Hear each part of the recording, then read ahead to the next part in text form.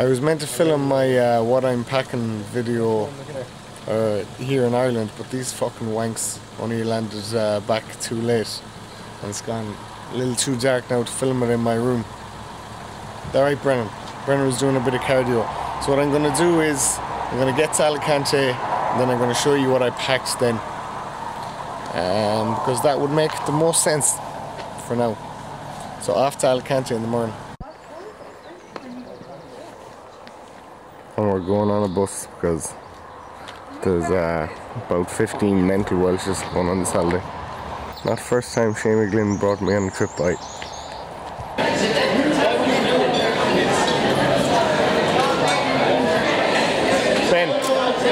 Ben, have we got a dinosaur passport for you?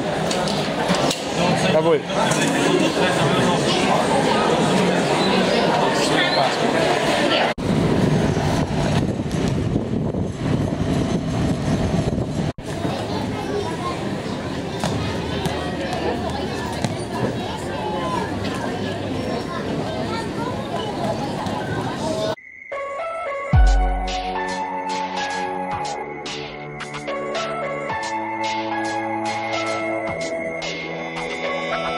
Alright guys, so after a brief break, about 2-3 weeks, I'm back on camera after a big writer's block is what it's called when I was writing, so camera block I'll call it for this.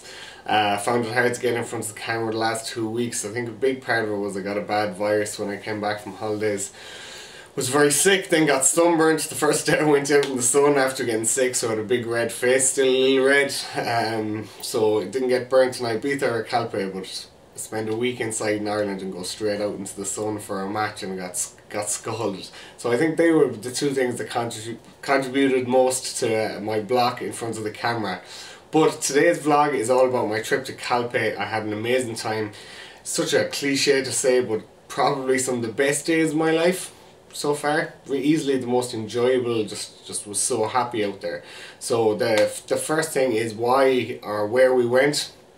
So why we went there is because my cousin Trevor, I'll say a little bit about Trevor, even though like it'd be unfair to make a vlog about his wedding. Trevor is like one of the most steady guys you'll ever meet. Real leader, real genuine guy, quiet guy, never loses his head over anything, fantastic footballer, real organised, and he's helped me so much, but to put it back selfishly and not talk about him. He's helped me so much in the gym, like with logos, with printing out sheets, with all these different things. I remember I was doing program sheets and I was like ruling them out myself and photocopying. He picked them up one day, the program, and he was like, Kevin, how did you do this? Did you use Excel sheets or one of them to get these sheets printed out? And I was like, no, I actually ruled them out and photocopied them. He was like how did you even do that? Like, they look like they're actually quite impressive how straight you got the lines for ruling them out. So he's helped me with so much stuff, small little stuff like that in the gym, and he's been the reason I've got a ton of clients. So to be out there for his wedding was very special. Also, it's probably like, he's a little bit older than me, but it was very much the first person my age I've been at a wedding of theirs to get married. So that was a bit surreal in itself, let alone him being my cousin. So I've known him since as long as I'm alive, basically, as long as I can remember. I've known him. So we were out there for his wedding. Brilliant event, I'll talk a little bit about that later. It was in Calpe, so flights from Knock, and we went for a full week, the family. Most people went like Tuesday for like 5 days or whatever, but we took an opportunity to take a family holiday, and we went to Calpe, beautiful place, like I suppose half an hour, 20 minutes away from Benidorm. I've never been to Benidorm, but that's where most people know. Calpe was just an incredible place, really beautiful, like most of Costa del Sol in Spain. So we went there and we stayed in a villa. So the villa was absolutely incredible. I'll give a little tour after this, but the villa was like 5-star villa, swimming pool, tennis courts, 6-7 bedrooms, the lot, 2-3 kitchens. It was just incredible. And you might think, oh my god, that's boasting, or something along those lines there. But it actually, because there's so many of us Welshes, which we are a fairly mental family, we're all completely different. Because there's so many of us and in-laws, it ended up being so cheap. It was like cheaper than a hostel, like 40–50 € a night. I got it as a present from one of my sisters and her husband, but it ended up being that cheap for everyone, like 40–50 € a night to stay in a villa like that, because there were so many of us there. So let's move on to the villa tour, because I know that'll interest people, and it was one of the nicest places I've ever stayed in my whole life, or ever been in my whole life.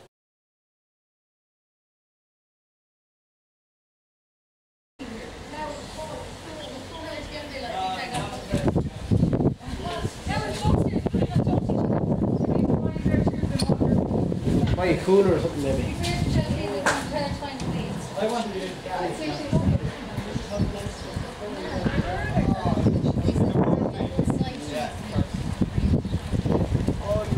Now make sure you're out at 6 in the morning to put out your towels. Outdoor showers.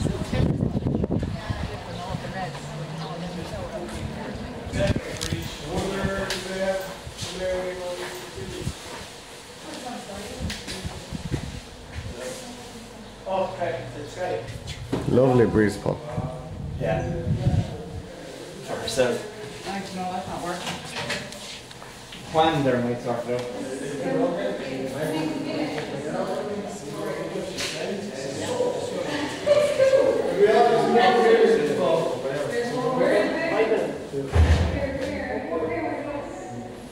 Carrie, there's a bed broken, so they're going to change the bed.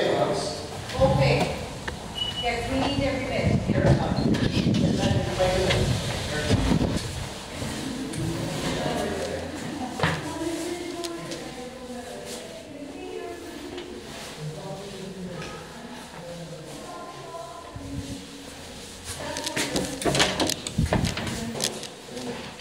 She'd be on site. This place is massive. He keeps giving and giving away the... So I can't wait to go upstairs. I know. Whoa. The travel cot is all I know. The cot is upstairs. The cot is upstairs. Is there aircon in that room? You want to see the room it's in? This is massive. That's sweet. That's it. Come on, this is what we hear smoke You everywhere. want to see the bathroom and stuff in it? Oh, okay. Oh my god. There must be a steam room or something here. Fucking hell.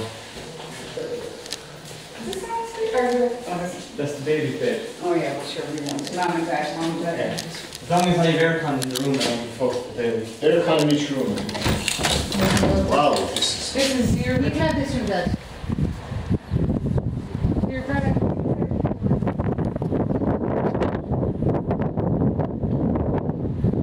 I'm only walking down there. I'd say that's a bit of a street down there. Yeah. Do you know what it smells like? What do you call it? Teen Spirit. A sauna. Yeah.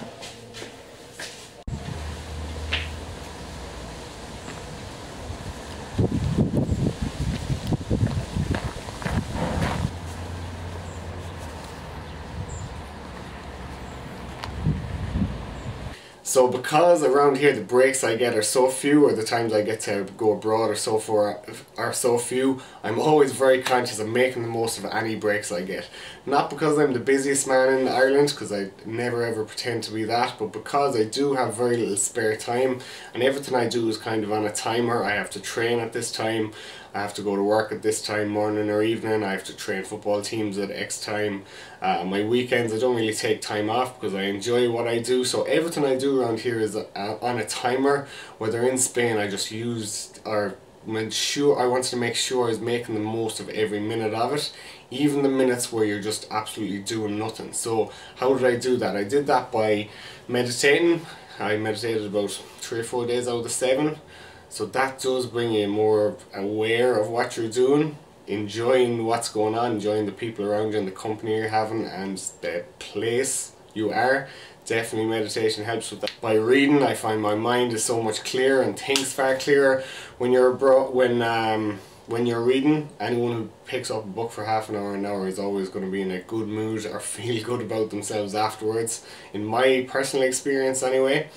And obviously reading on holidays is nothing new or nothing different, but it did help me feel like more aware of and more enjoyable of what everything that's going on the holiday. By eating far more flexible pizzas and burgers, so many pizzas and burgers, high quality food, like it wasn't like McDonald's pizzas and burgers or whatever, it was all in restaurants. The price of stuff in restaurants out there is so good. We're getting ripped off so much in Ireland wherever we go, but really good food. Every morning we had a breakfast, like the 12 or 15 of us in the villa, and it was like porridge, bacon, eggs, all your usual stuff. So that was like one of the highlights of the day. Every day was just 15 people sitting down together having breakfast. Really enjoyable. And again, to just repeat myself, that joy of doing nothing, of lying down by the pool, of relaxing with my family, of watching, you know, the niece and nephew just farting around doing nothing, just enjoying nothing, being on a timer. Like probably the best example would be like I sat down and had 3 cups of coffee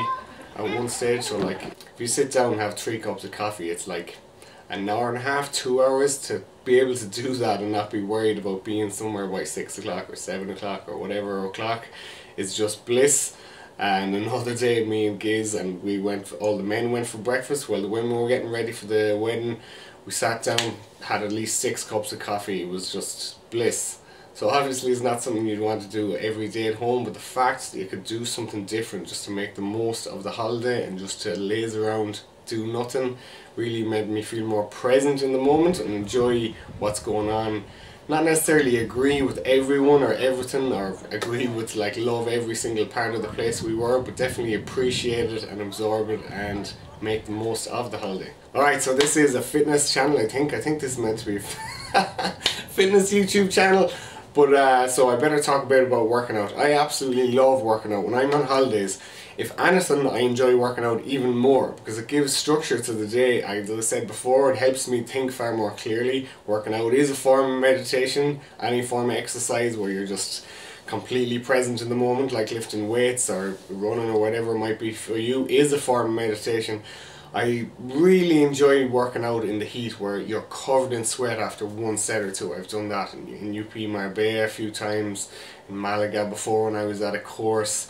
But we went into this old school gym, and in my opinion, if you want to get to know the people of an area or the vibe of an area, if you go to gyms and nightclubs, you'll go a long way towards noticing what people in that area are like. So in Calpe, I was in a nightclub or two, was in a pub or two, and was in a deadly, like, old school gym, old school bodybuilding gym that you'd find in plenty of cities, and got savage workout done. Went out working out with the lads from the holiday, and yeah, I'll show up the clips of that next, so just so you can get a feel for the gym. But I do believe if you're going to any area, if you go to the gyms and the nightclubs, you get a feel for mostly what the people are like.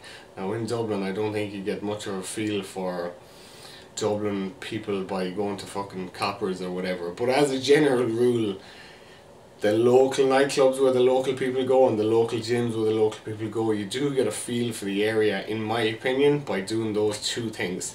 And as well as that, my love of going to the gym. I enjoyed working out every day and did outdoor workouts as well, just with a band and just some body weight stuff and the handstand stuff. So I really enjoy working out while I'm on holidays even more. Some people might think that you want a break to get away from it, but it's not really my thinking of it. I always feel better when I do a workout.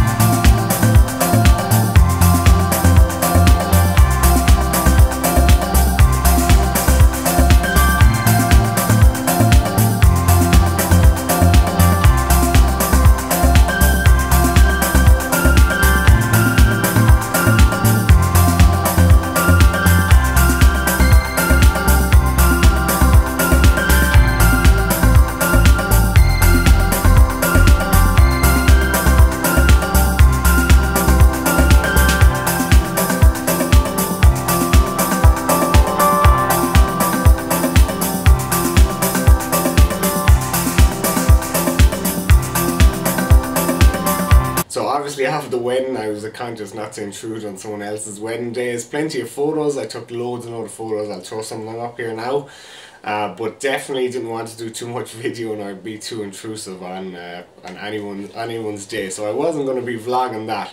But what I can say about the wedding is I was there with a good few fellas my own similar age to me, because I was playing football team, or I'm the manager, I forget that sometimes, but part of the same football club, we'll say, together. And what everyone at the wedding, the real vibe was, and what everyone kept saying was that it's so easy to enjoy it because it was a foreign wedding, so easy to enjoy it, it was so relaxed, such a good atmosphere. I can tell you I've been to like 3 or 4 Irish weddings and I enjoyed the foreign wedding so much more. It was so easy going, real good fun, and myself and Dolan are about a million miles away from getting married, but we both said we really liked this wedding. So if even 2 lads like that are saying they love the wedding, it just goes to show that it was a really enjoyable, easy-going experience, and I had a really good time. And as regards the ceremony and all that stuff, I definitely won't be going into details, but it seemed amazing from everything that I could tell you. And finally, just to finish the job, finish the vlog, I just want to say another part of me making the absolute most of a holiday is when you go on holidays. I've experienced this in the past, I've done it in the past, the days can roll on so quickly, and suddenly you're like, oh fuck, the holiday's over and I've done nothing, only lazing around. Obviously lazing around is an important part of any holiday, but that's not the only thing you want to do. So I made sure to try and do one thing every day. So whether it was going to the old school gym, going jet skiing, the wedding obviously took up one day. I climbed a mountain, so the local mountain was like right beside the town, and just incredible views. I'll throw up some little bit of footage of that just to finish the vlog. I went jet skiing another day, and the day number 2 after the wedding was just unreal. It was the best crack. I got to go out with some people I'd never be out with. I drank gin and got drunk for the first time in, oh Jesus, I'd say the second time I was steamed in about like 2-3 years. Woke up the following morning with an absolutely unbelievable hangover. I don't know how people do it more often than I do, or every week, but still the day after we went to the water park and I could barely move, but I still went on 3 slides. So basically making the most of it was trying to do something every day, and I think I really made the most of it. But interestingly, I thought by making a conscious effort to make the most out of the holiday and really enjoy it the most and be the most present I've ever been on holiday, it enhanced me enjoying it at the time. So at the time I definitely felt like, oh, this is unreal. I really enjoyed it, enjoyed every single part of it. But it didn't help whatsoever with the post-holiday blues. The post-holiday blues, they were worse if anything. So while it might, which I didn't foresee, I thought I'd be sound coming back to work because I'd enjoy the holiday and be present and make the most out of it. But if anything, coming back, just being honest with you, I found it impossible to get back to normal. I suppose the virus didn't help that. But that's all for the Calpe vlog. Hope you enjoyed it, hope you enjoyed the photos and little bits of footage here and there. Gonna finish off with the mountain trek, and I'll see you next week for a little bit on why I love Ibiza. Good to be back. Thanks for watching.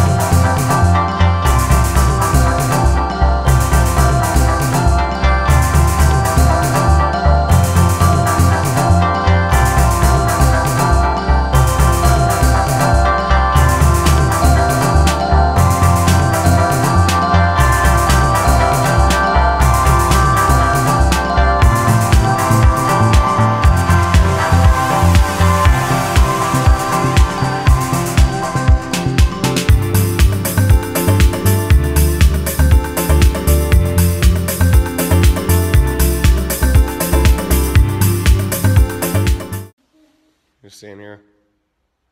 You're not coming to Ibiza with me.